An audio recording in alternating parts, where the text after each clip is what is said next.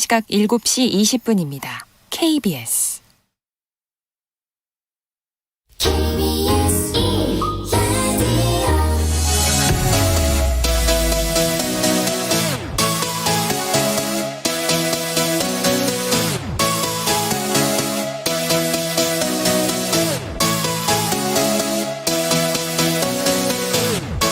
KBS 열린 토론.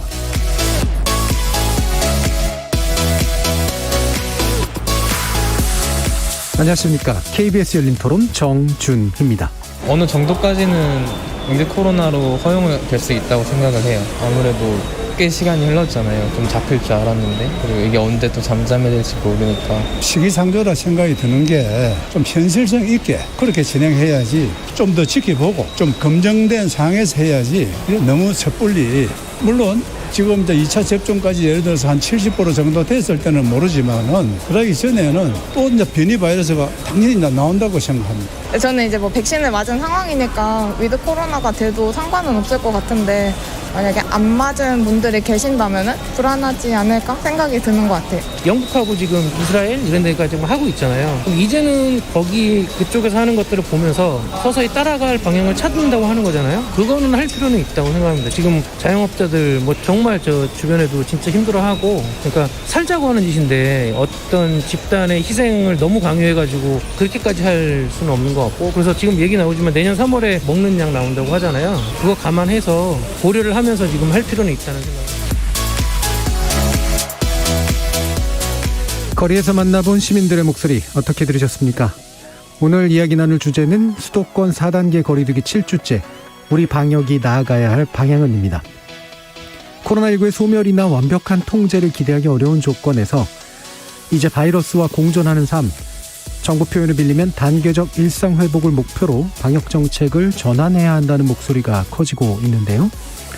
관련 여론조사에서 우리 국민 70% 이상의 찬성 의견을 보이고 있고, 정부의 경우도 빠르면 오는 10월 말부터는 단계적인 일상회복에 대한 검토를 시작할 수 있을 것이라고 보고 있습니다.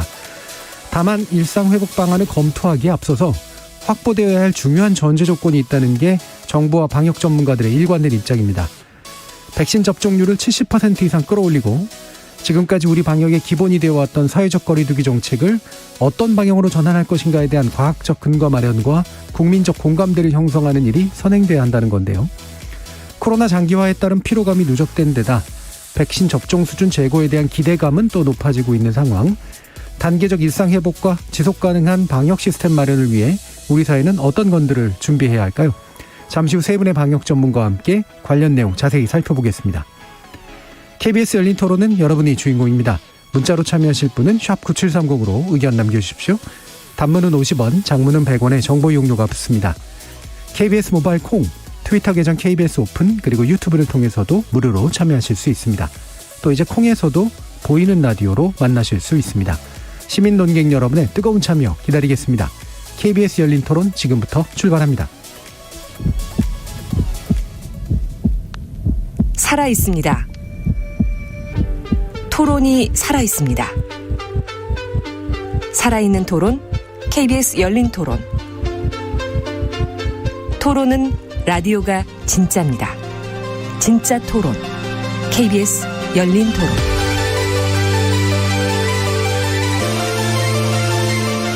오늘 함께해 주실 세 분의 전문가 소개해드리겠습니다. 먼저 질병관리본부장을 지내셨죠. 정기석 한림대 성심병원 호흡기내과 교수 자리하셨습니다. 네, 안녕하세요. 자, 그리고 대한의료관련감염관리학회 부회장이십니다. 엄중식 가천대 길병원 감염내과 교수 나오셨습니다. 안녕하십니까.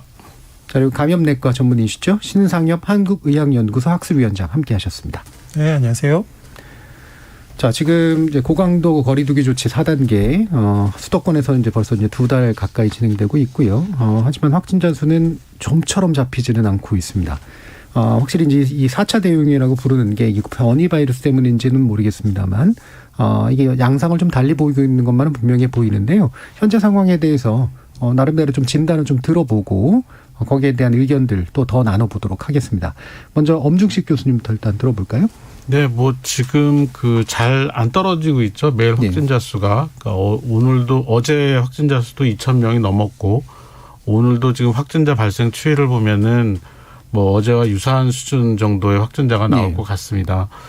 뭐 일단은 그 델타 변이 바이러스의 그 강력한 전파력이 지금의 그 4차 유행을 주도하는 순간이 오면서 실제로 이제 방역이 전파 차단을 위해서 쫓아가는 역학조사가 쫓아가는 속도보다 전파가 더 빨리 일어나는 상황이 생기면서 차단을 지금 제대로 못하는 게 1차적인 원인이라고 보고 있고요.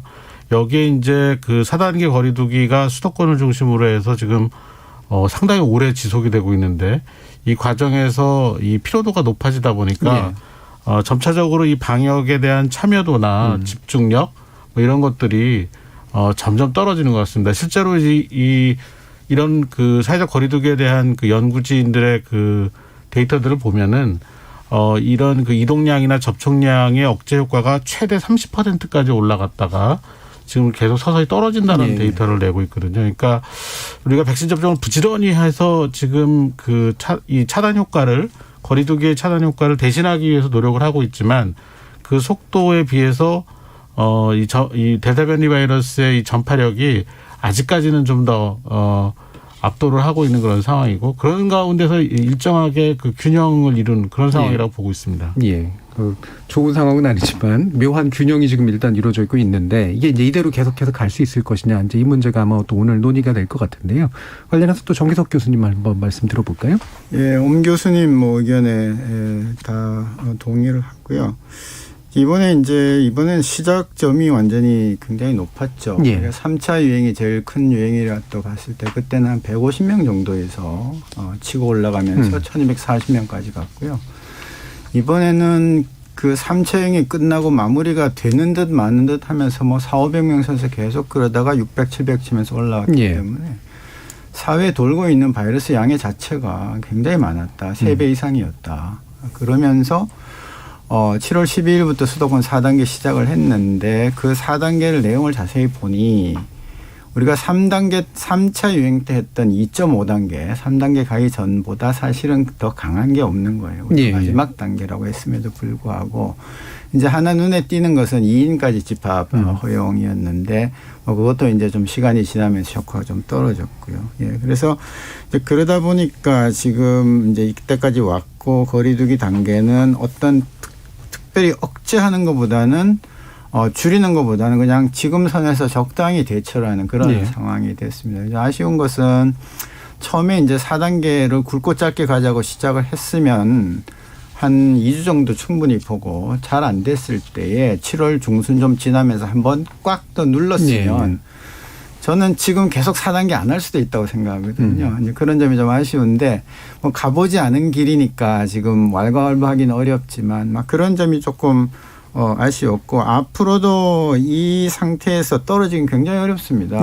딱 하나 백신 하나 가지고 지금 우리가 기대를 하고 있고 저는 백신 효과는 이미 나타나기 시작했다고 봅니다. 그러나 그거 백신만 갖고 지금 1100m로 금방 떨어지기를 당분간은 기대하기 어렵기 때문에 계속 이런 숫자를 보면서 할 수 없이 그냥 그때까지 기다리는 수밖에 없다. 그렇게 판단이 듭니다. 예. 그 백신 효과가 그래도 이미 어느 정도 나타나고 있다고 보시는 거는 전파 차단하고 위중증 관련해서 두 가지 측면에서 다 한 건가요? 그렇습니다. 왜냐하면 거리두기 단계가 똑같이 지금 2달 넘어가고 있는데 환자가 더 늘지 않잖아요. 예, 그 얘기는 거리두기 단계는 그냥 그대로일 수밖에 없는데 백신이 그래도 아니면 늘어야 되니까 늘지 않게 눌러주고 지금 그래도 대처점을 막고 있는 것은 백신 효과다. 그렇게 보고 있고 하루에 1%씩 백신 접종이 올라가면서 많은 나름대로의 효과를 좀 보고 있다. 저는 그렇게 보고 있습니다. 예. 자, 신상엽 교수님 말씀도 한번 들어볼게요.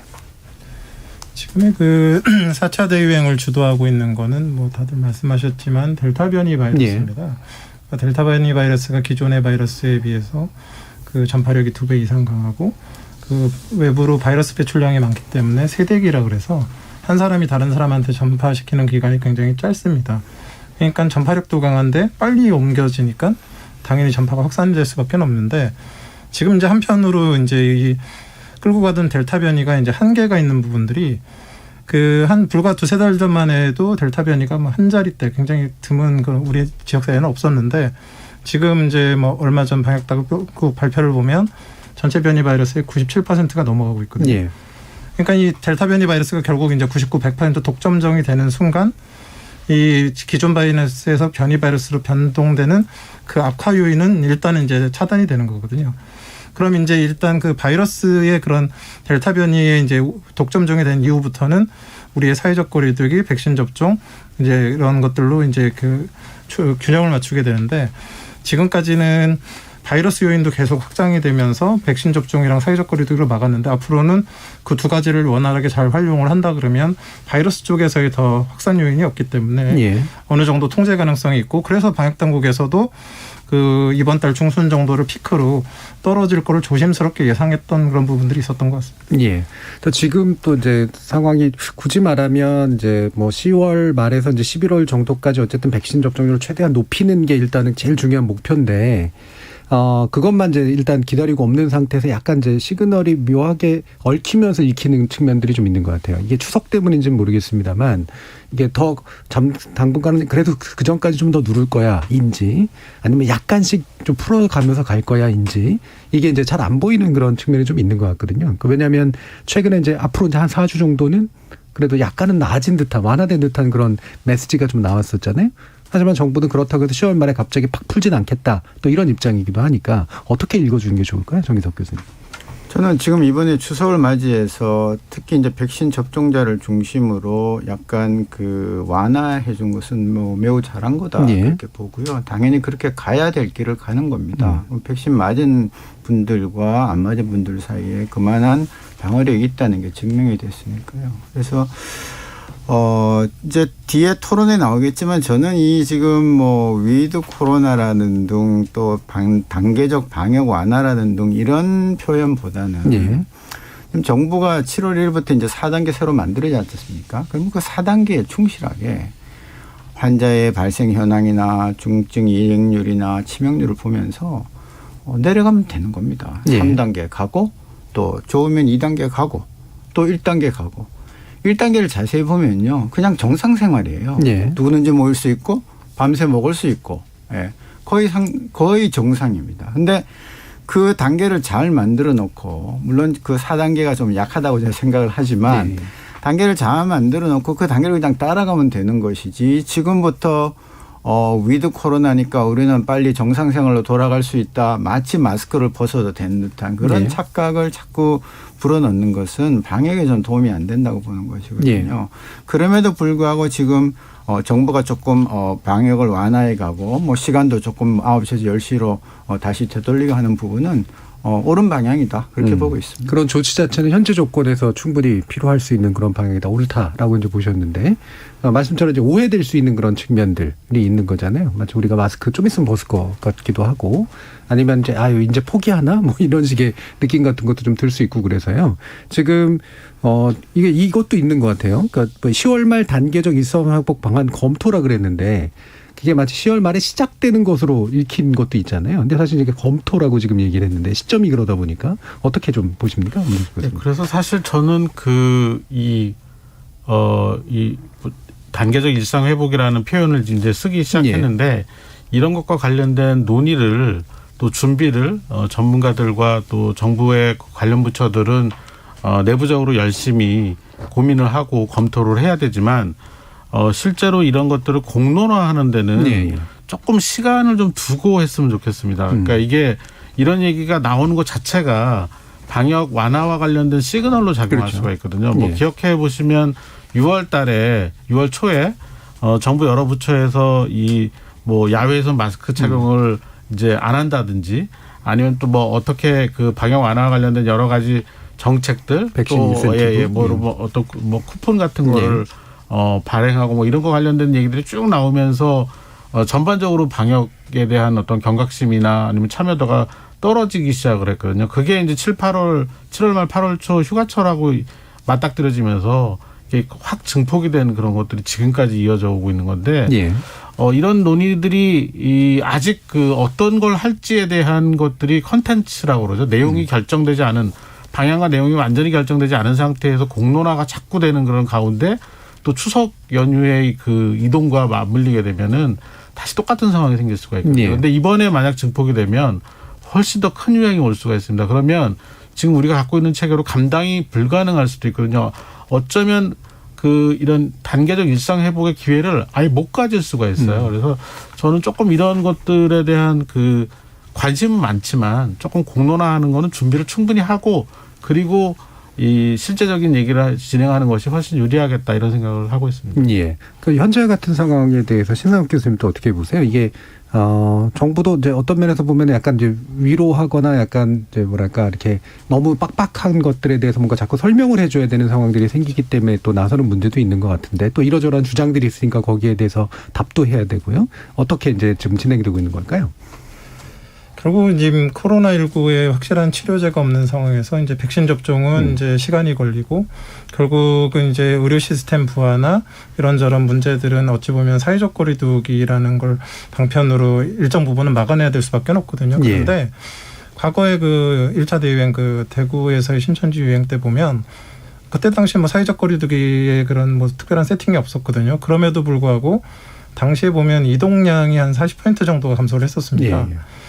그러니까 이 사회적 거리두기를 방역당국에서 올린다고 이동량이 줄고 그런 게 아니라 뭔가 심리적인 요인들이 굉장히 크게 작용한다라는 것들을 알 수 있거든요.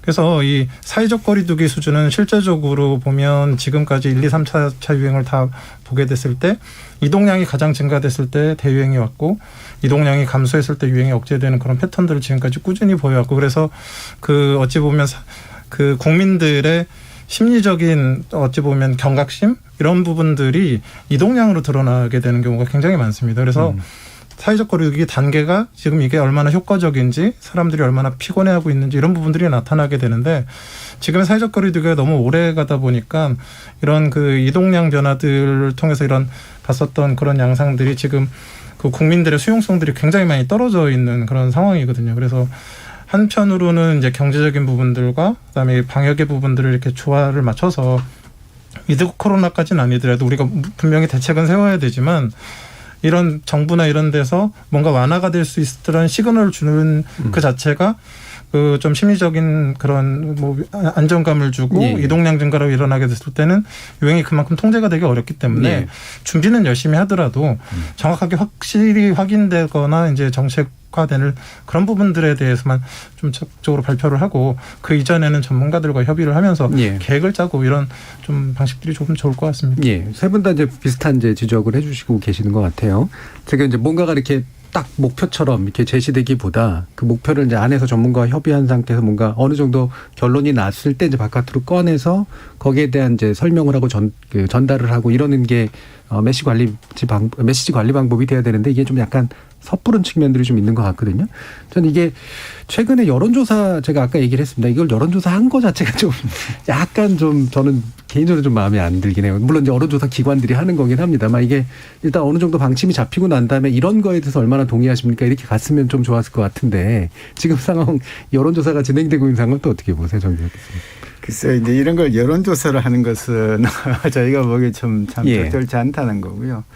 옛날에 대학 다닐 때 교수님이 한 5분 정도 늦게 들어오시면 학생들끼리 오늘 휴강할까요 말까요 다 손들고 그냥 나가버립니다. 지금은 저를 포함해서 누구나 다 이 마스크 벗고 싶습니다. 그렇죠. 지금 방송하면서 이렇게 마스크 쓰고 이게 웬일입니까? 그런데 이제 거의 다 와가거든요. 저는 내년 봄쯤 되면 정말 우리 모두가 원하는 어느 정도의 정상은 될 거라고 봅니다. 그런데 마지막에 다 된 밥에 코 빠뜨리면 안 됩니다. 그렇기 때문에 어떤 숫자 예를 들어서 1차 접종 70% 뭐 이렇게 거기에 매몰될 게 아니라 과연 지금 이 상태에서 환자 발생 추이는 어떤지 그리고 아직까지 지금 중증화율이 2%예요.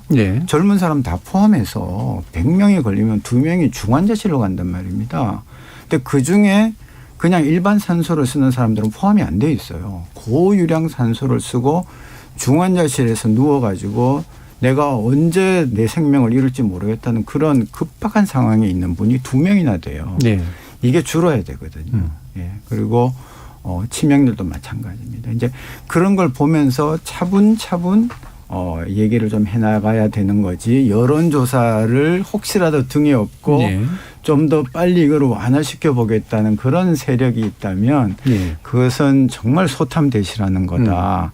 국가가 가장 먼저 지켜야 될 것은 국민의 생명이라고 저는 봅니다. 물론 정말 장사를 못해서 정말 굶어서 돌아가시겠다는 분도 많지만 그래도 건강을 잃고 돌아가시는 일이 눈앞에서 벌어지고 있는데 돈이 더 중요하다고 생명보다 돈이 더 중요하다고 생각해서는 안 되지 않겠습니까? 예. 그래서 여론조사 중요합니다. 그러나 그중에서 걱정하는 분들도 많더라고요. 그래서 그런 의견을 보고 충분히 논의를 한 다음에 한 발짝씩 가도 늦지 않다 이렇게 봅니다. 이게 이제 여론조사 보니까 보건복지부가 한 건데 제6차 대국민 인식조사였더라고요. 그러니까 이미 이제 매 차수마다 하고 있는 거긴 한데 거기에 이번에 이 조항 아마 이제 문항이 아마 들어간 것 같아요. 그럼 이게 말 그대로 이렇게 이제 분위기 잡기용인지 뭐 굳이 말하면 인식조사를 할 필요는 없었던 것 같다는 생각은 일단 들긴 드는데 뭐 관련돼서 상황에 대해서 어떻게 보세요? 그러니까 뭐 저도 여론조사를 한 거에 대해서는 조금 의아하긴 한데요. 결국은 근데 이런 그 상황이 1년 반 이상이 지나면서 지금의 상황을 계속 유지합시다라고 말을 할 분은 아무도 안 계신 것 같아요. 그런데 저희도 이제 저도 원하는 거고 빨리 이 상황을 해결했으면 하는 그런 바람이 있는데 지금 가장 문제는 불확실성이라는 거죠. 지금 우리가 코로나19를 작년 1월 달에 처음 우리나라에 유입된 이후에 계속 불확실성과의 싸움이거든요. 네. 지금 백신 접종을 정부가 예정했던 것처럼 70% 이상 접종을 하고 나면은 집단 면역이 될 것이다라고 했는데 그거 아무도 장담할 수 없습니다. 그러니까 이렇게 접종을 충분히 했음에도 불구하고 그때 유행 상황이 어떨지에 대한 예측이 생각보다는 어렵고 실제로 상당한 그 접종률을 올린 여러 나라들에서 그 실제 그 이후의 상황들이 이렇게 만만치 않은 것들이 보이고 있거든요. 이웃 일본만 해도 지금 접종률이 우리보다 앞서고 또 뭐 이스라엘이나 뭐 이런 그 접종을 아주 초기부터 시작해서 성인에서의 접종률을 70% 가까이 올린 나라도 결국 지금 상황을 보면은 우리나라 이 인구 비례로 보면 훨씬 많은 환자들이 발생하고 사망하고 있거든요. 사망자도 많이 늘었더라고요. 그러니까 이게 백신만으로는 안 되는 부분이 있는 거거든요. 그러니까 실제로 우리가 그 질병관리청에서 단계적 일상 회복을 10월부터 검토하겠다고 얘기를 했거든요. 그때 시작이 아니라 검토하기 시작하는데 그때의 상황을 봐야 되는 겁니다. 그리고 불확실성을 최소화시킬 수 있는 그런 여러 가지 노력들을 해야 되는 준비가 필요한 거죠. 이제 그런 측면에서 지금의 상황을 봐야지 이게 마음만 갖고 되는 것도 아니고 또 우리의 예측이 맞는다라는 보장도 없기 때문에 굉장히 신중해야 된다 이렇게 생각을 합니다. 지금 이제 말씀들 해주셨듯이 이게 뭐 접종률 70%라든가 그다음에 11월 정도부터 뭔가 단계적으로 일상회복을 할 수 있을 가능성을 언급한다든가 해서 수치가 나오니까 이제 이 수치는 되게 고정해 주는 그런 효과가 있잖아요. 그러면 이렇게 되면 다 하는 거네 이제 이런 생각을 주니까. 근데 이런 수치뿐만 아니라 이런 이제 단계적 일상 회복이라고 하는 나름대로 구상하고 있는 그런 부분들에서 최근 나오고 있는 이야기들에 대해서 어떤 입장이신지 신사임 교수님도 한번 말씀해 주시죠. 그 뭐 단계적 일상 회복이라는 거는 기본적으로는 뭐 다들 뭐 인지를 하시겠지만 사회적 거리두기 완화를 이제 기본으로 하고 있는 겁니다. 그러니까 어느 정도 경제 활동을 할 수 있는 사회적 거리두기를 유지하면서 그 치명률을 낮추고 피해를 최소화하는 방향의 이제 조화를 이루는 건데요. 그러기 위해서는 사실 한 두세 가지의 전제 조건이 필요합니다. 지금 이제 가장 중요한 거는 그런 사회적 거리두기를 완화했을 때의 가장 1차적인 피해는 중증 환자 사망자들이 생기지 않게 만드는 거거든요. 그렇다면 우리 의료 시스템이 그걸 지금 감당해낼 수 있느냐 이게 이제 가장 중요한 부분이거든요.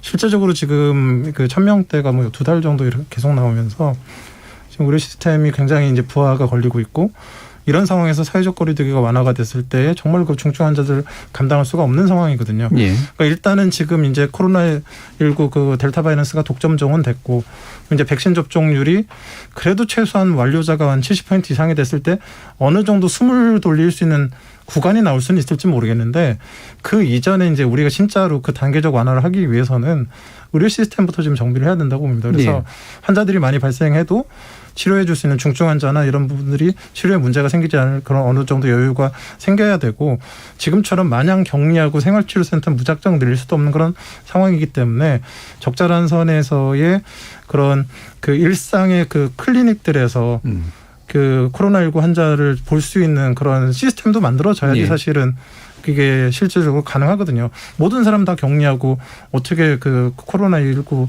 그런 그 단계적 완화를 하기 어렵거든요. 그래서 네. 사실 지금 해야 될 게 굉장히 많고 준비해야 될 게 굉장히 많은데 이게 섣부르게 지금 나타나기보다는 우리가 지금 예방 접종을 정말로 접종 완료자를 늘려가면서 사회적 거리두기를 어느 정도는 좀 유지해 가면서 예. 의료 시스템도 좀 숨통이 좀 트이고 또 이제 지금 확진자가 너무 많이 나오면서 사실은 방역 당국의 역학조사가 원래 감염 경로 조사, 접촉자 조사하고 조기 진단하고 격리하면서 이제 지역 사회 그 어찌 보면 그 코로나19 유행을 억제를 해야 예. 되는데 지금 접촉자 조사도 제대로 못 이루어지고 있을 정도로 과부하에 걸려 있거든요. 그러니까 어느 정도의 방역 당국도 숨을 돌릴 수 있고 중증 환자 치료에 문제가 없는 그런 세팅들, 그리고 일반적인 경증 환자들이 지역 사회에서 충분히 그 치료받을 수 있는 그런 시스템들이 마련된 이후에 단계적 그 완화 이런 것들을 고려할 수가 있기 때문에 사실 생각보다 오래 걸릴 수도 있고 그런 부분들을 좀 국민들에게 인지를 좀 시켜주는 것도 필요할 것 같고요. 그래서 지금의 상황들이 그렇게 좀 낙관적이지만 않다 이런 부분들을 좀 인지시켜줄 필요가 있을 것 같습니다. 예. 자, 그러면 그 방금 이제 그 신상혁 교수님께서 지적해 주신 부분은 아마 이제 2부에서 좀 더 구체적으로 논의할 수 있을 것 같은데 이게 어떻게 하면 지속 가능하도록 만들어주는 인프라나 시스템을 구축할 것이냐 이제 이 부분 아마 뒤에서 좀 더 논의를 하고요. 관련해서 정기석 교수님도 이게 이 방향성, 단계적 어떤 거리두기 완화라든가 이런 식의 언어로 표현되고 있는 것들을 좀 더 이렇게 좀 정리해서 좀 말씀해 주세요. 이게 어떻게 우리가 이해하는 것이 좋은지 이 방향성에 대해서. 지금 우리가 이제 완화해 나가는 그런 네. 방향을 말씀하시는 겁니까? 예. 이게 지금 이제 정부 같은 경우에는 이제 완화의 필요성에 대해서 동의한다. 뭐 이른바 위드 코로나에 대해서 다만 전제 조건이 있다. 근데 이렇게 얘기를 하고 있는 거기 때문에 근데 이제 이를테면은 사회적 거리두기가 아까 이제 말씀 주신 거 그냥 현재 기준대로 해서 확진자 보고 백신 접종률 봐서 거기에 맞으면 단계 내려가면 된다. 이렇게 이제 더 단순하게 표현을 해주셨잖아요. 그러니까 예. 우선 질병청에서 오늘 그 보도 설명 자료가 나왔는데 그때 이제 질병청장이 뭐 10월 말 뭐 이런 검토의 얘기는 그런 날짜를 못 박은 게 아니다. 네. 그냥 가능성에 대해서만 보겠다라고 이제 얘기를 해서 사실은 방역의 중심이 있는 질병청에서는 굉장히 이 사안을 우리 지금 전문가들이 이제 굉장히 조심스럽게 네네. 보고 있거든요. 그래서 지금 우리가 그 거리두기 단계를 잘 만들어서 1, 2, 3단계 하다가 잘 안 되니까 0.5를 붙여가지고 언론에서 먼저 붙여줬지만 0.5를 붙여서 이제 2단계 넘어서 3단계를 이제 가다가 지금 이제 4단계로 이제 넘어왔는데요. 그 단계 잘 돼 있습니다. 그리고 조금만 숫자라든지 이런 데 대해서 조금 더 보완을 하면 그 단계별로 저는 내려가는 것이 가장 단순하다. 어느 날 갑자기 코로나와 같이 이제 독감같이 됐으니 이제 여러분들 다 이제 없었던 걸로 합시다. 이건 절대로 되지 않는 거고요. 예. 다른 나라에서 아까 엄 교수님 지적하셨지만 뭐 이스라엘이든 영국이든 가다가 또 삐걱거리다가 또 가다 말다 이제 이렇게 갈 건데 우리는 그동안 참 잘해왔으니까 마무리도 좀 더 깔끔하고 누구나 다 정말 잘했다고 박수 칠 수 있을 정도로 한번 해보자라는 거죠. 그렇다면은 너무 서두르지 말아야 돼요. 그리고 제가 재차 강조드리지만 그런 숫자에 너무 집착하면 안 됩니다. 네. 예. 70% 1차 접종은요. 델타 전의 얘기입니다. 델타 전에 70% 접종하면요. 상당히 많은 게 좋아졌습니다. 근데 이제는 델타가 100%가 됐기 때문에 이제는 70%라는 숫자는 잊어야 돼요. 예. 그리고 R호 값이 2, 그러니까 재생산 지수가 2라는 걸 전제하고 2차 접종까지 70% 나온 거라서 지금은 2차 접종 70%를 이룬다 할지라도 사실은 어렵습니다. 그렇다면은 그게 도달하는 게 목표가 이제는 아니고 여서도 안 되지만 일 필요도 없습니다. 예. 결국 전체적으로 발생하는 숫자가 얼마나 안정이 됐는지. 그 설문조사 보니까 100명 이하면 좋겠다고 다들 얘기를 많이 하더라고요. 100명 이하는 좀 어렵습니다만은 저는 한 1000명 이하 정도에서 안정되게 그냥 유지가 되면서 이제 중증화율, 치명률 이런 부분들이 좋아지고 만일 그게 어렵다면은 인구 대비 100만 명당 10만 명당 얼마나 중환자가 생기는지 사망이 생기는지를 보면서 어느 정도 되면은 우리가 받아들여야 돼요. 예. 뭐 아시다시피 코로나19 말고도 바이러스에 걸리면 치명률이 높은 바이러스도 있습니다만은 그런 바이러스들은 퍼지질 않으니까 이제 우리가 이제 받아들이는 거잖아요. 그래서 그런 것들을 충분히 봐가면서 이제 얼마 안 남았습니다. 한 6개월 안에만 잘 이렇게 정말 전 그 관련자들이 다 모여서 협의를 하면서 특히 지금 이제 경제부처들이 자꾸 이제 급하죠. 예, 경제 관련 부처들이 자꾸 소비를 시키려고 이제 신장을 시키는데 그거를 방역 당국에서 막다 못 막는 그런 경우가 지금 좀 생기고 있어서 다 같이 그냥 이 오늘 같은 토론 같이 테이블에 올려놓고 치열하게 논쟁을 해보는 겁니다. 그리고 국민들이 공감을 한다면 좀 빨리 풀 수도 있습니다. 저는 2차 접종 70% 되기 전에 제가 말씀드린 이런 지표들이 좋아지면 그때 풀어도 된다고 봅니다. 꼭 70% 달성하는 게 지고지순한 목표가 아니니까요. 그래서 조금 더 열린 토론을 하면서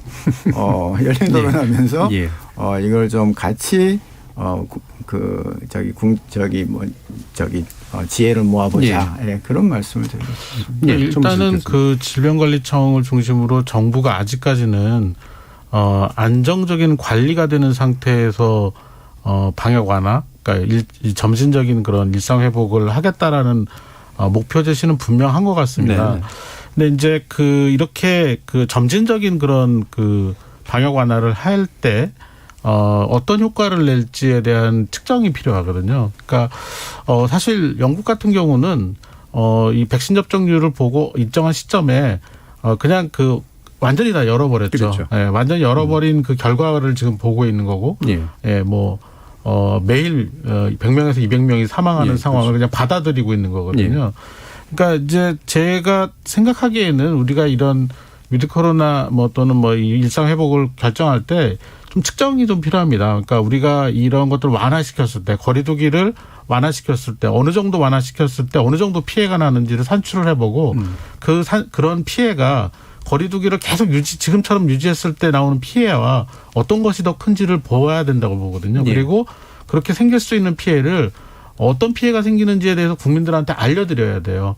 분명히 거리두기를 이제 완화하게 되면 백신 접종률을 많이 높여도 지금보다 더 많은 유행이 생길 수가 있어요. 더 큰 유행이 생길 수가 있는데 그때 우리가 입을 수 있는 피해가 어떤 식으로 나오는지에 대한 설명을 충분히 하고 그럼에도 불구하고 우리가 이런 걸 받아들일 수밖에 없다라는 설득을 하고 사회적 합의를 해야지만 그런 상황이 생겼을 때 혼란이 안 생긴다고 보거든요. 그런 전 작업이 지금은 이루어져야 되는 시기지 어떤 방법으로 갈지를 먼저 논의하는 그런 시기는 아닌 것 같습니다. 그러니까 흔히 이제 국민적 합의, 아까 여론조사도 나왔지만 이제 흔히 위드 코로나를 하겠다라고 하는 것의 전제 조건이 말씀하신 것처럼 이러이러한 희생이 있을 수 있음에도 불구하고 같이 풀 거냐. 아니면 이러이러한 희생이 있으면 사실은 아직은 풀 상태가 아니냐. 이렇게 이제 뭔가 논의가 좀 만나야 되는데 그런 부분에 대한 이제 정보나 논의는 확실히 좀 부족한 상태인 건 맞는 것 같습니다. 관련해서도 신상혁 교수님 말씀 좀 주시죠. 지금 국민들은 어느 정도 사회적 거리두기에 대해서 긍정적으로 또 받아들이는 부분들도 있고 또 우리나라처럼 이렇게 마스크를 잘 쓰고 있는 나라도 없습니다. 사실 저는 재생산 지수의 반 정도는 마스크로 막아낸다고 생각하거든요. 그건 이제 그게 다른 나라와의 가장 큰 차별점이라고 생각을 하고, 근데 지금 사회적 거리두기의 그런 제시된 기준들 중에서 사실 실효성은 좀 높지가 않은데 굉장히 불편한 그런 부분들이 사실 좀 있긴 있습니다. 그래서 사실 그런 거에 대한 정확한 근거를 주지 못하면 사회적 거리두기에 한 반감이 생기고 수용성이 떨어지고 도리어 악영향을 줄 수도 있거든요. 그럼 이를테면 업장이라든가 시간이라든가 예식장이나 이런 부분들은 사실 굉장히 불편할 수 있는 그런 부분들인데 그게 얼만큼 실효성이 있는지에 대해서 정확한 근거를 좀 제시해 주기가 어려운 부분들, 저녁 9시와 10시 차이가 어떤 차이가 있는지 이런 부분들에 대해서도 사실 좀 의문이 있는 부분들이 있거든요.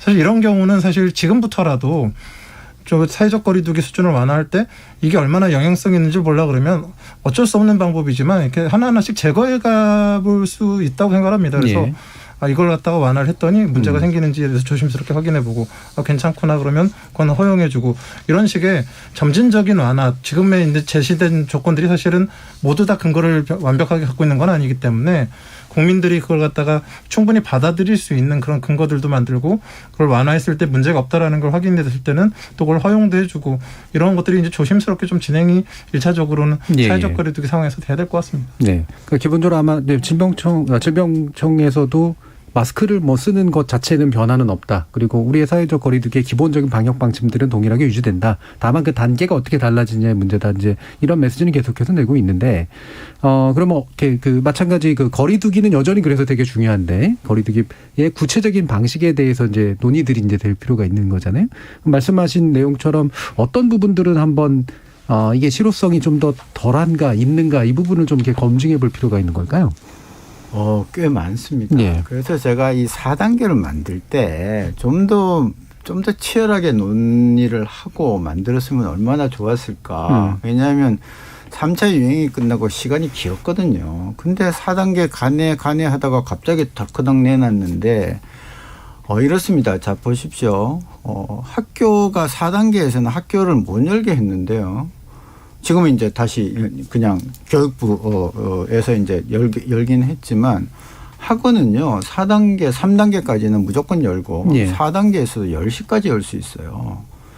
세상에 공적인 교육을 못하게 하면서 사교육을 10시까지 허용하는 게 그게 타당성이 있습니까?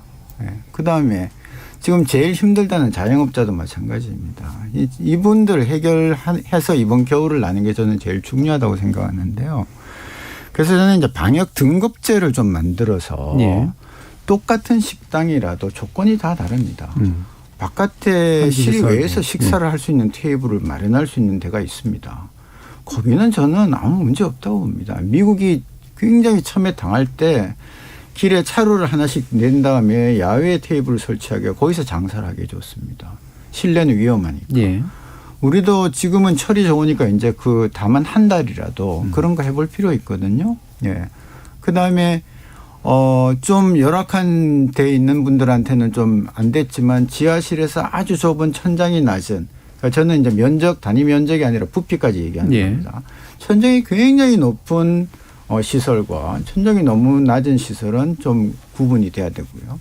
환기가 정말 잘 되는 2층에 창문이 양쪽으로 다 열려 있는 식당하고 그렇지 않은 식당은 구분이 돼야 됩니다. 그래서 방역 등급제를 열어서 가나다로 한 다음에 등급이 좀 좋은 데는 손님을 더 많이 받게 하고 낮은 데는 좀 미안하지만 좀 적게 받게 하고 대신에 환기하는 부분에 대해서는 국가에서 좀 지원을 해주고 예. 그렇죠. 환풍기를 만들어준다든지 이런 식으로 해서 그분들이 장사를 할 수 있게 한다면 단 일정 공간 안에 모이는 인원의 숫자는 제한할 필요가 있습니다. 그러면 굳이 뭐 4명 이상 되네, 2명만 되네 이런 것들 또 굳이 10시, 9시 시간을 정할 필요 없습니다. 우리가 걱정하는 것은 많은 사람이 모여서 확률적으로 터질까 봐 얘기하는 거지 일정한 사람의 숫자가 조금 시간 길게 나가는 건 괜찮거든요. 근데 이제 2차 가서 술을 더 먹고 뭐 이런 걱정을 하시는데 그거는 단속해 주면 됩니다. 원래 못하게 돼 있는 거잖아요. 그러니까 법적으로 안 돼 있는 부분에 대해서는 하지 말고 지금 그냥 카페니 식당이니 제일 힘들어하는 이런 부분들 그냥 장사 조금 더 늦게까지 하게 하셔도 예. 저는 문제가 없다 보거든요. 그런 것들도 정부가 증거를 대야 되는데 지금 없다고 얘기하지 않습니까? 그렇다면은 제가 말씀드리는 또 많은 전문가들이 제안하는 이런 부분에 대해서 그야말로 다시 한번 열린 토론을 할 필요가 있다는 거죠. 예, 알겠습니다. 그래서 그런 것들. 그다음에 지금 목욕탕은 문을 여는데 실내 체육관에 가서 샤워장을 이용을 못 합니다. 예. 이런 법이 어디 있습니까? 예. 그래서 이런 아주 세세한 것 같지만 가장 기본이 되는 이런 문제들에 대해서 좀 더 수용 가능한 타당성 있는 조치를 좀 취해 나간다면 예. 지금 이 4단계 갖고도 충분히 단계별 낮춰가면서 우리는 정상으로 돌아가는 것을 방향을 정할 수 있다 그렇게 보는 예. 거죠. 지금 일부 이제 논의에서 결과적으로 보면 코로나와 함께 하는 어떤 삶, 그다음에 단계적 방역 완화라는 게 잘못하면 오해될 수 있기 때문에 기본적으로 거리두기 기조는 유지된다. 그다음에 최대한 백신을 빨리 맞추고 의료 시스템을 갖춰야 된다. 이게 한꺼번에 굴러가는 것이다. 다만 이제 거리두기의 구체적인 형식들에 대해서는 제고할 수가 있다. 라고 정도로 일단 정리가 좀 되는데요. 2부에서 좀 더 이런 시스템을 만드는 문제에 대해서 좀 논의해 보도록 하고요. 지금까지 들어온 청취자 문자 들어보고 가겠습니다. 정기진 문자 캐스터. 네, 지금까지 청취자 여러분이 보내주신 문자들 소개합니다. 황운규님, 애초에 코로나 바이러스는 변이 발생에 대한 우려가 컸습니다. 실제 사망률도 현재 젊은 층에서는 계절 독감 수준입니다. 코로나 방역 관리 목표를 중증 환자 위주로 전환해야 한다고 봅니다. 민동수님, 백신 접종률이 올라가는데도 확진자 수가 줄지 않는 게 단순히 변이 때문인가요? 불량 백신이 이유일 수도 있지 않을까요? 답변해 주시면 감사하겠습니다. 7333님, 탁상 행정은 이제 그만. 정부에서 QR코드 또는 출입명부 작성을 하고 있는데도 감염자가 계속 늘어나고 있다는 건 제도 자체에 문제가 있는 겁니다. 코로나 확산을 막기 위해서는 우선적으로 해외에서 유입되는 코로나 바이러스를 차단해야만 합니다. 사회적 거리두기로는 한계가 있습니다 해주셨고요. 2536님, 이번 고비만 협조하라는 이야기 이미 수십 번 했습니다. 자영업, 소상공인의 희생을 더 이상 강요해서는 안 됩니다. K80189741님, 변이 바이러스가 하늘에서 떨어진 것도 아니고 입국자 방역이 뚫려서 발생한 거 아닌가요? 위드 코로나 상황에서도 해외 입국자들에 대한 시설 격리는 철저히 해야 한다고 봅니다. 3500님, 백신 맞으라고 해놓고 사망하면 인과관계 없다고 하는 사례가 너무 많습니다. 이래서야 접종률이 오를까요? 정부가 어느 정도는 책임져야죠. 시그널7님, 사회적 거리두기, 과학적 근거는 있는 건가요? 2명씩만 출입하더라도 좁은 가게에 사람들이 꽉 차 들어있으면 이게 안전한 건가요? 조심하는 건 당연하지만 합리적인 기준이 없으니 소상공인들이 반발하고 있다고 봅니다. 관련 조사들이 철저하게 이루어졌으면 합니다. 라고 보내주셨네요. 네, KBS 열린 토론. 이 시간은 영상으로도 생중계하고 있습니다. 유튜브에 들어가셔서 KBS 일라디오 또는 KBS 열린 토론을 검색하시면 지금 바로 토론하는 모습 보실 수 있습니다. 방송을 듣고 계신 여러분이 시민 노객입니다. 계속해서 청취자 여러분들의 날카로운 시선과 의견 보내주세요. 지금까지 문자캐스터 정희진이었습니다. 토론이 세상을 바꿀 수는 없습니다. 하지만 토론 없이 바꿀 수 있는 세상은 어디에도 없습니다.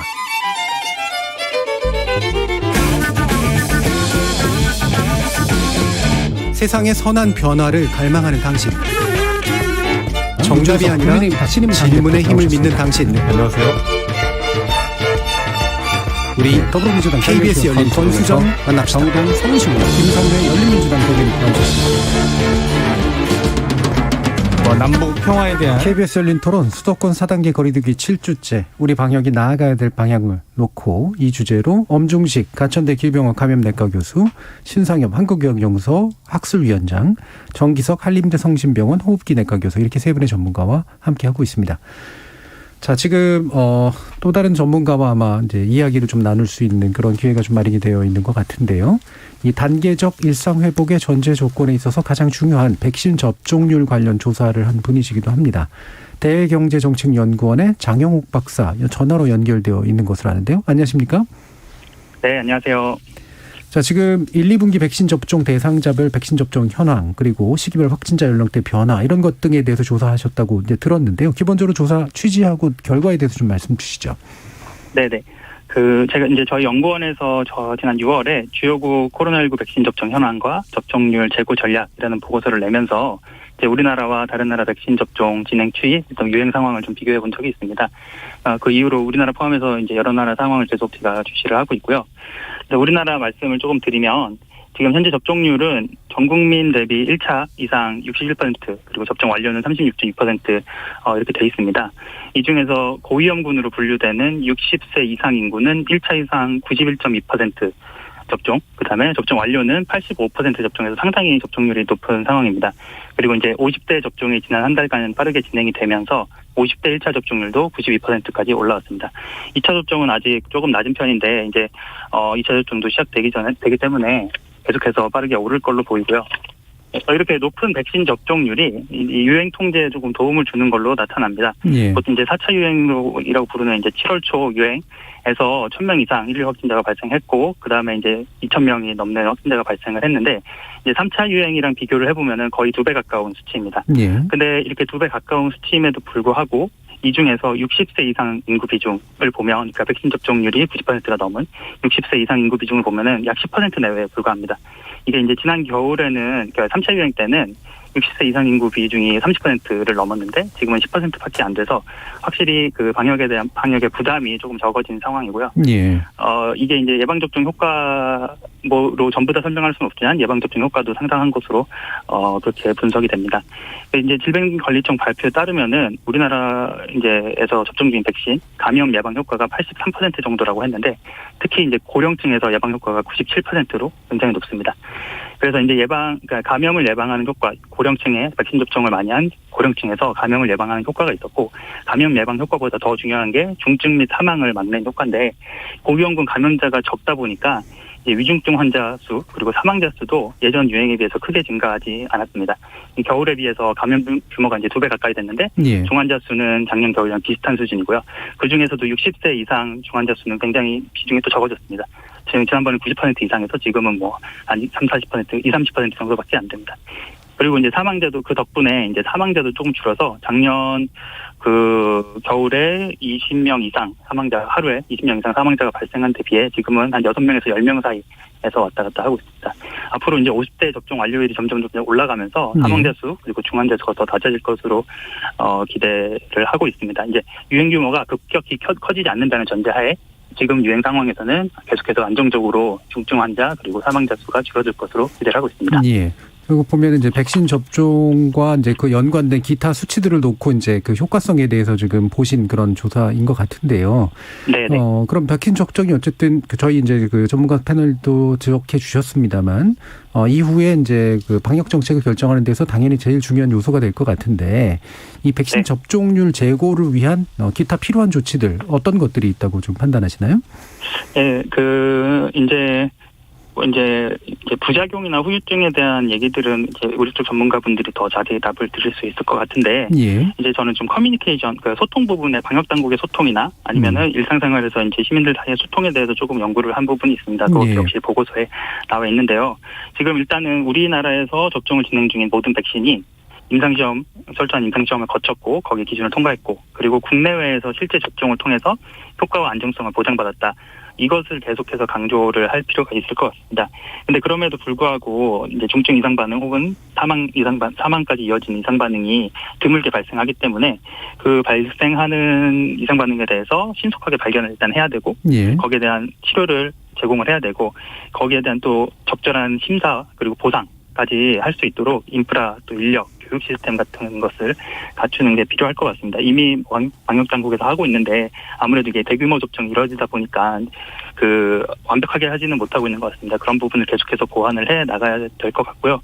그다음에 이제 그 커뮤니케이션에서 좀 중요한 게 이 방역당국이 계속해서 신뢰를 유지하는 게 중요한데, 아무래도 지금 처음 접종하는 상황이고 수급에서 계속 불안정이 있었고, 수급에 불안정이 있다 보니까 접종 간격이 계속해서 왔다 갔다 하고, 아스트라제네카 같은 경우는 접종 연령이 계속해서 조정이 되고 하면서 그 부분 다 그럴 만한 이유들이 있었음에도 불구하고 그것들을 시민들이 받아들이는 데는 또 문제가 있을 수 있거든요. 그래서 각 과정이 왜 일어났고 그 효과는 뭐고 기대한 효과는 뭐고 거기에 대한 비용은 무엇인지에 대해서 방역당국이 조금 더 자세하게 설명을 드리는 게 중요할 것 같습니다. 특히 접종을 망설이는 분들이 계시는데 그런 분들에게는 더더욱 친절한 그리고 자세한 정보 제공이 필요할 것 같습니다. 예, 일단 이제 확보된 이제 그 수치로 보면은 우리 이제 백신 접종 효과는 분명히 있고, 그다음에 백신에 대한 우려는 할 필요가 없을 정도로 충분히 괜찮은데, 사람들이 이제 많이 오해하시거나 우려하시는 부분들이 생기기 때문에 그 부분에 대한 소통 전략이 굉장히 중요하다.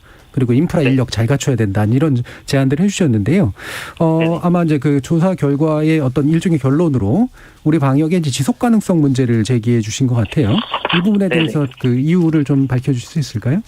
네, 이제 접종의 중요성에 대해서는 계속해서 강조를 해야 되고, 접종률이 높아질수록 유행이 더 잘 통제되는 것은 맞습니다. 우리나라 그 수치에서도 보여지듯이 그건 맞는데, 그런데 접종이 만능이다라고 생각하는 건 조금 위험할 것 같아요. 네. 지금 우리나라는 접종을 하면서 기본 위생 수칙이랑 꽤 높은 단계의 거리두기 그리고 역학조사 같은 정부의 개입이 같이 있었기 때문에 지금처럼 효과를 보인 거고 이 백신 접종했다고 해서 완전히 뭐 방역을 완화하거나 마음대로 행동을 하거나 하면은 그러니까 활동 반경을 높여버리거나 하면은 또 유행이 또 지속되거나 더 커질 수도 있습니다. 그게 이제 해외에서 많이 관찰되는 상황이고요.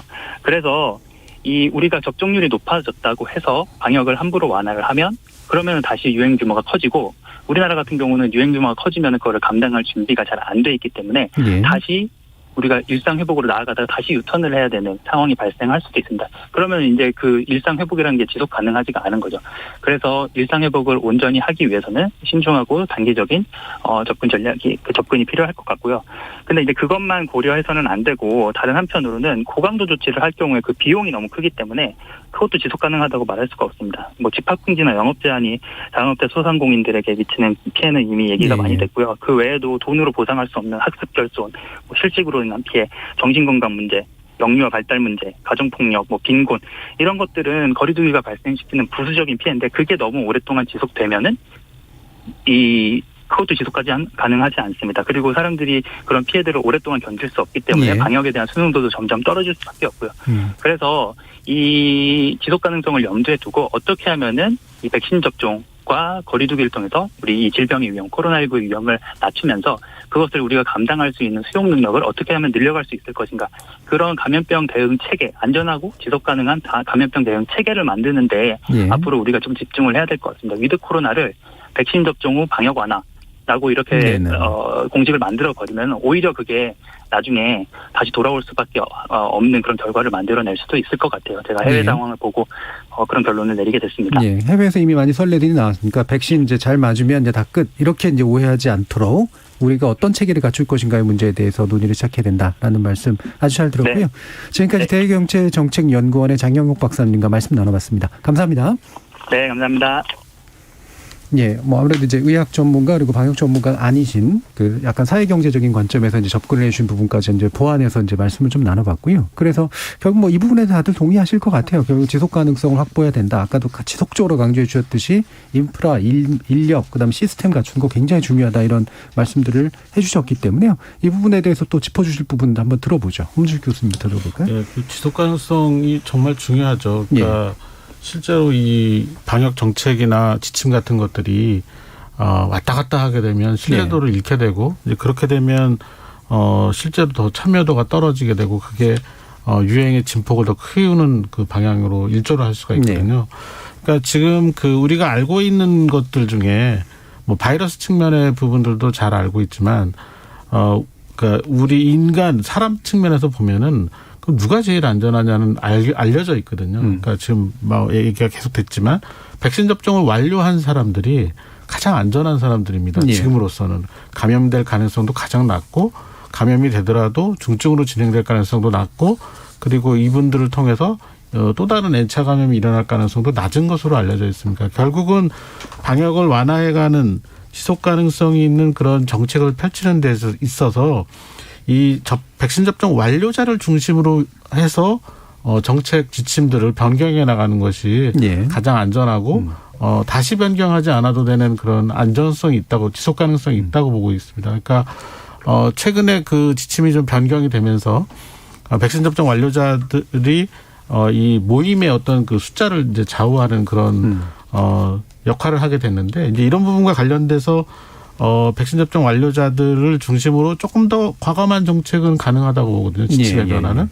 그러니까 이런 식으로 조금씩 이제 확장성을 가진 부분들을 만들어낼 때 가장 안전한 영역 그리고 확인된 영역에 대해서 확장해 가는 것이 조금 더 지속 가능한 그런 정책을 만드는 방법이 아닐까 생각을 합니다. 그러니까 백신 접종을 높여야 된다라는 건 뭐 당연하고 그 완료자를 기준으로 해서 취할 수 있는 정책 위주의 그런 지속 가능성 확보 이런 부분이 굉장히 중요하다. 네, 이 백신 접종 완료자를 중심으로 이런 정책을 해가면 또 장점이 뭐냐면 지금 일정하게 늘어나고 있거든요. 이 백신 접종 완료자가.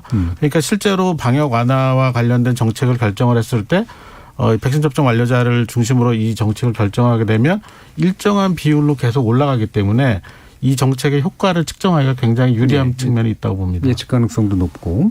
네, 관련해서 또 신상엽 교수님 어떤 부분 지적해 주실 수 있을까요? 그래서 이제 결국은 이제 예방접종 완료자가 늘어나게 되면은 이제 몇 가지 환경이 변하게 됩니다. 예. 1차적으로는 이제 위중증 환자가 줄어들면서 의료 시스템의 여유가 어느 정도는 생길 수가 있거든요. 일단 이제 지속 가능하려고 그러면 적어도 경증 환자는 모르겠지만 위중증 환자들이 적절하게 치료를 받지 못해서 그 문제가 생기는 그런 경우는 생기면 안 되기 때문에 백신 접종이 완료가 됨에 따라서 의료 시스템이 어느 정도까지 우리가 여유를 가질 수 있는지에 대한 그런 부분들을 계산을 해서 일단 의료 시스템 정비를 해야 될 것 같고요. 그리고 또 하나가 지금 방역 당국이 해야 되는 일은 너무 많은데 할 수 있는 게 별로 없습니다. 지금 그 역학조사만 해도 아까 말씀드렸지만 감염 경로 조사 좀 전혀 못하고 있고 접촉 조사도 허덕거리고 있는데 그건 말고도 지금 자가격리자도 관리를 해야 되고 사회적 거리두기도 관리를 해야 되고 또 백신 접종도 관리를 해야 되고 뭐 부작용 생기면 합병증 관리도 해야 되는데 할 인력이 지금 충분치가 않기 때문에 전체적인 그런 통제 자체가 어려운 상황이거든요.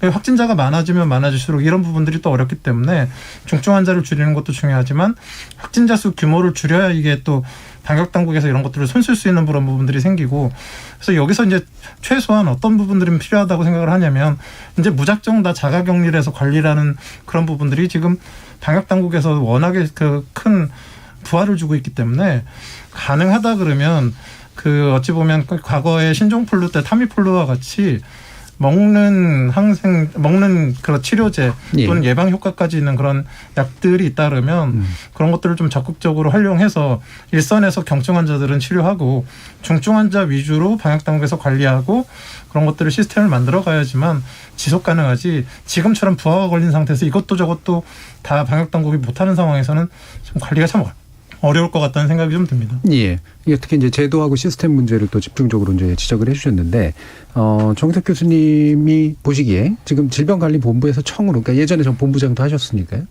본부에서 청으로 격상은 됐는데 그만큼의 인력이라든가 자원이라든가 이런 것들이 충분히 늘어났는가 이런 궁금증이 좀 있고요. 그다음에 많이 또 주장해 주셨던 보건부를 이제 독립시켜서 뭔가 제대로 된 어떤 시스템을 마련해야 된다라는 부분에 대해서도 또 연결지어서 말씀 주실 수 있을 것 같은데요. 예. 제가 이제 본부장 하면서 청으로 가야 되겠다고 그때 많이 주장을 했는데 사실은 이런 코로나가 터지면서 자연스럽게 그냥 청으로 가버렸습니다. 그래서 뭐 좋은 계기는 아니었지만 목표는 달성했다고 보고요. 왜 그래야 되냐면요. 정부 안에서는 여러 가지 부처가 다 일을 같이 하는데 그 격이 조금씩 다릅니다. 그렇죠.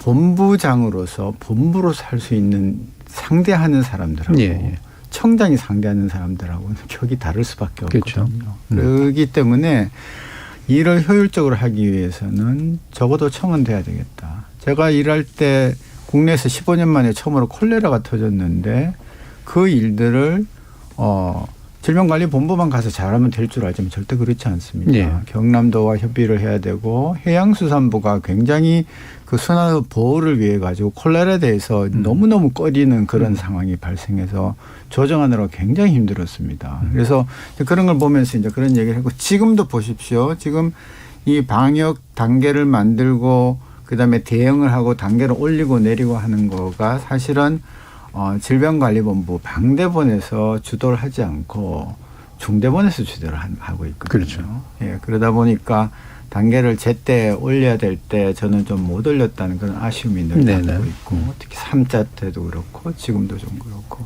그러다 보니 좀 그런 부분에서 좀 더 주도적으로 소위 방역사령관이라는 자리를 이렇게 흔쾌히 맡길 수 있는. 처음에 대통령께서 정권을 주겠다는 말씀 하시지 않으셨습니까? 작년쯤에. 그랬는데 이제 결국 그렇게 지시가 내려가도 그렇게 말씀을 하셔도 실제로 실무자들끼리 만나면 얘기가 달라집니다. 장관이 결정하는 거에 대해서 청장이 함부로 못합니다. 그래서 사실 이제 그런 부분이 있고 그런 의미에서 보건부가 독립돼야 된다 제가 말씀을 오랫동안 해왔는데 우선 OECD 국가 중에서 보건부가 따로 있는 나라가 3분의 2입니다. 대부분 보건부지 이렇게 복지라든지 이렇게 붙어 있지 않습니다. 가까운 나라 일본이 이제 노동후생성이라고 해서 노동부하고 붙어 있고 미국도 보건부라고 따로 하지 않고 보건에다가 이제 휴먼 서비스 뭐 이런 게 들어가기 때문에 조금 달라 보이지만 뭐 다른 독일을 비롯해서 많은 나라들이 보건부가 따로 있는데 우리나라 현실에서는 왜 해야 되냐면요.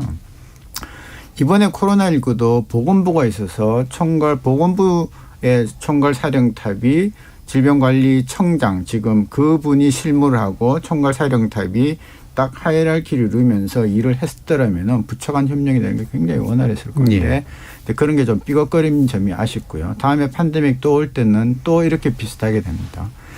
그다음에는 지금 우리나라에 여러 가지 흩어져 있는 보건 관련 일들이 많습니다. 식약처가 처가되면서 완전히 떨어져 있는 바람에 보건복지부하고 남이 됐죠. 예.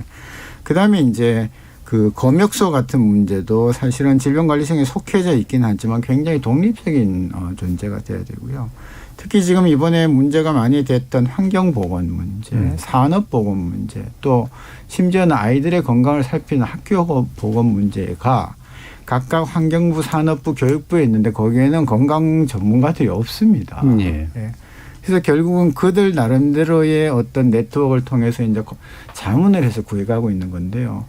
지금 우리나라가 이제 이렇게 선진국이 됐는데 제일 중요한 게 뭡니까?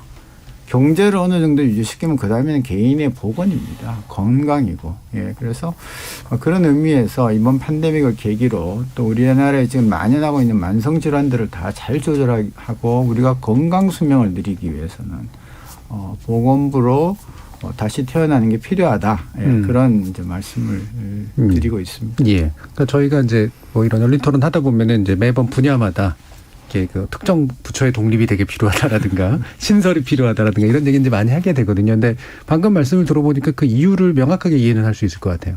이게 단순히 격이 높아지는 문제나 자원이 많아지는 문제가 아니라 업무 조정력을 갖기 위해서 상당히 중요하고 특히나 방역 상황에서는 이 방역 책임자들이 업무 조정에서 핵심이 돼야 되는데 그렇지 않고 이제 여전히 격이 낮다 보니까 생기는 협상력의 부재라든가 이런 식의 문제들이 분명히 좀 있을 것 같다라는 그런 생각이 좀 듭니다. 예.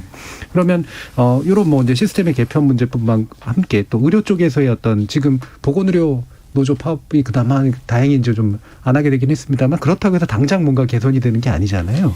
네, 그 사실 뭐 의료 체계와 관련돼서는 이게 그 코로나19와 관련돼서 요 부분만 따져서 어떤 해결을 보려고 하면 사실 어렵습니다. 네. 그러니까 이 유럽 국가 중에서 가장 그래도 이 코로나19와 관련된 대응을 잘하고 있는 나라 중에 하나가 이제 독일인데 네. 이제 독일이 왜 잘하고 있느냐라고 보면은 독일도 굉장히 위험한 고비를 넘겼지만 결국은 독일이 갖고 있는 그 두꺼운 그 의료 체계, 튼튼한 인프라 그리고 그와 관련된 충분한 그 인적 자원 이런 것들을 동원을 하면서 가장 사망률을 낮춘 국가가 되거든요. 근데 이제 우리나라의 의료 체계를 보면은 이게 여러 가지 그 비용적인 문제 때문에 해서 그렇다고 보고는 있는데 적은 인력으로 많은 환자를 보는 시스템이거든요. 그러니까 이런 특별한 상황이 됐을 때 동원할 수 있는 인력의 여유가 없는 거죠. 그렇죠. 그래서 실제로 앞으로 이 위드 코로나 그러니까 뭐 점진적인 일상 회복 이런 것들을 했을 때 중환자들이 많이 발생을 하면 누가 그거를 이제 보느냐인데 병상은 만들 수 있지만 중환자를 치료할 수 있는 역량을 가진 의사나 간호사를 확보하는 거는 단기간에 불가능한 그렇죠. 얘기거든요. 예. 결국은 평소에 이런 그 체질 개선을 했어야 되는데 지금으로서는 쉽지가 않은 상황이고 그렇지만 지금이라도 투자를 그런 측면에서 해야 된다고 보고 있고요. 당장은 이런 그 중환자 치료 경험이 있는 인력을 일정한 풀을 좀 만들어서 준비를 좀 시킬 필요가 있습니다. 네. 준비를 시키고 이 예상되는 유행 상황에 따라서 이 인력 풀들이 빠르게 배치될 수 있도록 해야 되는데 이 부분도 넘어야 될 산이 많습니다. 왜냐하면 특정한 의료기관에서 근무를 하려면 그 의료기관의 전산 시스템이라든지 여러 가지 운영 시스템을 파악하고 있어야 되는데 이게 갑자기 파견이 되면 그런 거에 익숙하지가 않거든요. 그래서 이런 부분들을 어떻게 해결해 나갈지에 대해서 이 부분도 좀 집중적인 논의가 필요한 부분이라고 생각합니다. 예. 그럼 심상혁 교수님께서 아까 강조해 주신 역학 부분에 대해서 혹시 더 덧붙여서 변경되거나 강화될 부분이 있으실지요? 역학조사는 사실은 신종 감염병의 초기에 굉장히 강력한 효과를 발휘합니다. 그래서 완벽한 통제, 감염 경로 조사, 접촉자 조사를 통해서 정말로 이 지역사회 한 명이라도 더 확진자가 나오지 않게 만들겠다라고 그런 식으로 접근하려고 그러면 엄청나게 고도로 훈련된 10년 이상은 훈련된 인력과 많은 그런 자원들이 필요합니다. 그런데 지금 이런 정도의 그런 발생 규모가 나타난 상황에서는 실제적으로 그런 정밀한 역학조사를 할 수가 없고 결국은 피해 최소화에 집중할 수밖에 는 그런 없는 상황이거든요. 그래서 지금 상황은 어쩔 수 없지만 그럼에도 불구하고 각각의 중요한 그런 현장에 나가서 판단을 해줄 수 있는 역학조사관의 역량은 굉장히 중요하고 굉장히 오랜 기간 경험을 쌓아야 되는 부분들이 있거든요. 그래서 그런 그 역학조사 관련된 부분들의 인력들은 지금부터 좀 계속 충분하게 계속 좀 그 확보를 해야 될 것 같고요.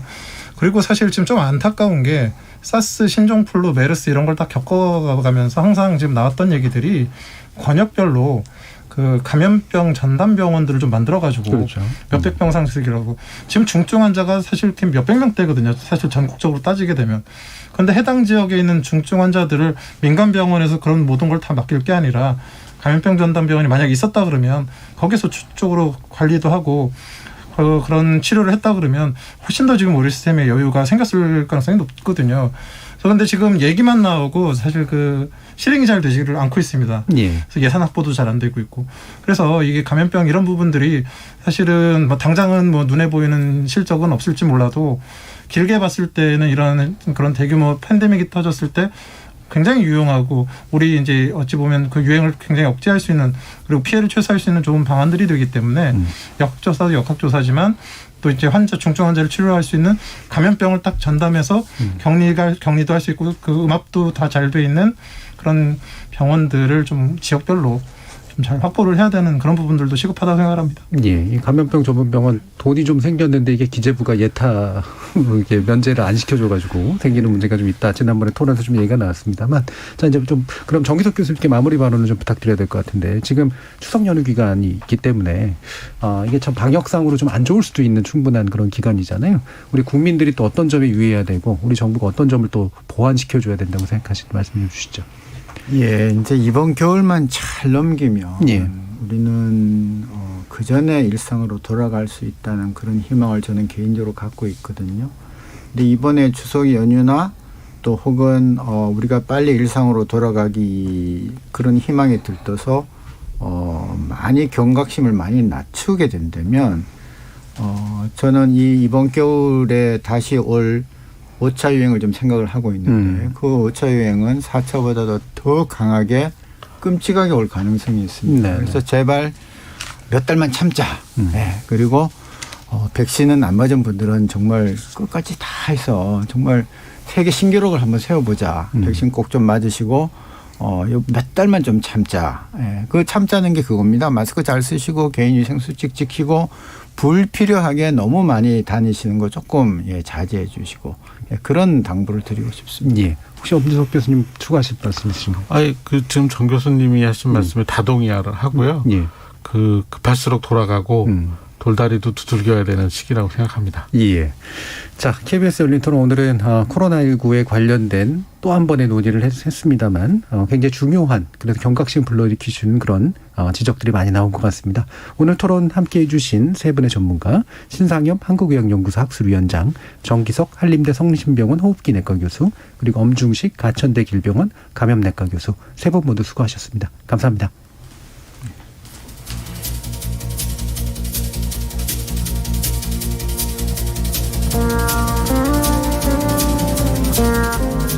코로나19 관련해서는 워낙에 그동안 부정확한 정보도 많았고 심지어 의도를 담아서 상황을 오도하는 주장도 적지 않았기 때문에 무책임하게 설레발을 놓거나 또 바람 잡는 듯한 그런 이야기에 대해서는 상당히 거리를 두고 보는 게 맞는 것 같습니다.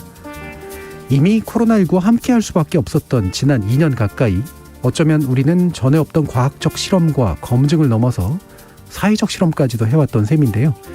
이 과학적 실험과는 달리 사회적 실험은 그 파급 효과가 연구실 안에 국한되는 일이 아닌 만큼 돌다리도 두들겨보고 건너라는 수백 년 이상 검증된 속담에 좀 더 충실할 필요가 있지 않을까요? 하물며 우리 앞에 놓인 다리는 돌다리도 아닌 것 같으니까 말이죠. 참여해주신 시민논객 여러분 감사합니다. 지금까지 KBS 열린 토론 정준이었습니다.